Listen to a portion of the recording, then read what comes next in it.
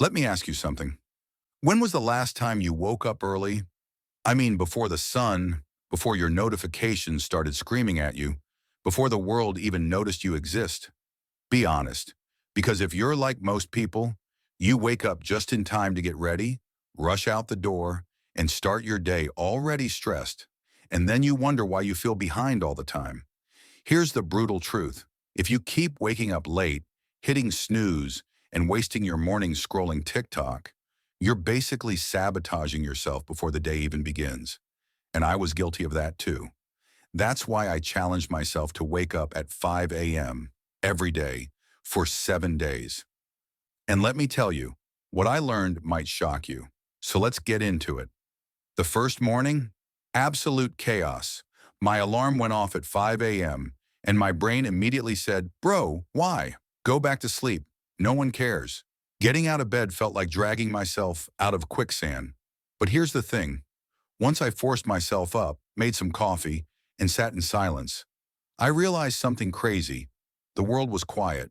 No distractions, no buzzing notifications, just me and my thoughts. That felt powerful. By the second and third day, things started to click. Instead of scrolling my phone, I used those early hours to plan my day, journal, and even squeeze in a workout. And let me tell you, exercising at 6 a.m. before work feels like hacking life. You're already ahead of 99% of people who are still drooling on their pillows. But here's the truth. It wasn't easy. I had to actually go to bed earlier. That meant cutting out late-night YouTube rabbit holes. If you want to wake up at 5 a.m., you can't keep living like it's midnight all the time. Discipline at night equals success in the morning. This is where it got interesting. I noticed my focus skyrocketing.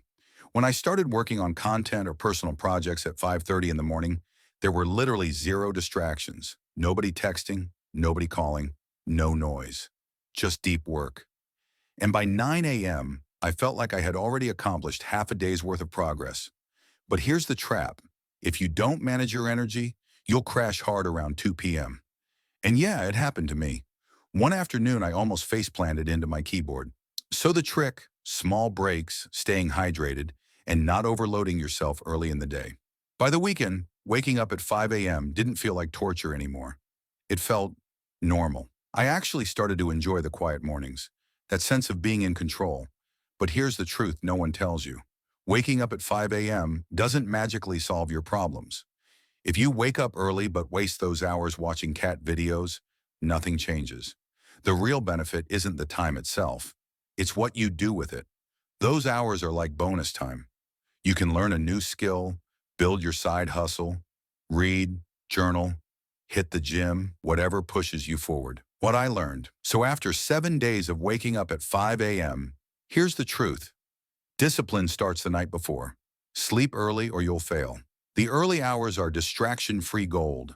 Use them wisely. Energy management matters. Pace yourself or you'll burn out. It's not about 5 a.m. It's about owning your time and starting strong. If you want to try it, start small. Don't jump from waking up at 9 a.m. to 5 a.m. instantly. Shift back 30 minutes at a time until you hit your goal. And more importantly, decide what you're going to do at that time before you wake up. Otherwise, you'll end up staring at the wall wondering why you're awake. So, will I keep waking up at 5 a.m.? Honestly, yes. Not every single day, but most days. Because I've seen the difference it makes. More focus, more peace, more time to actually work on myself before the world interrupts me. Now here's my question for you. Would you ever try waking up at 5 a.m. for a week? Let me know in the comments. And if you enjoyed this video and it gave you some ideas, make sure to subscribe. And if you want more self-improvement tips, join the free newsletter. Thanks for watching.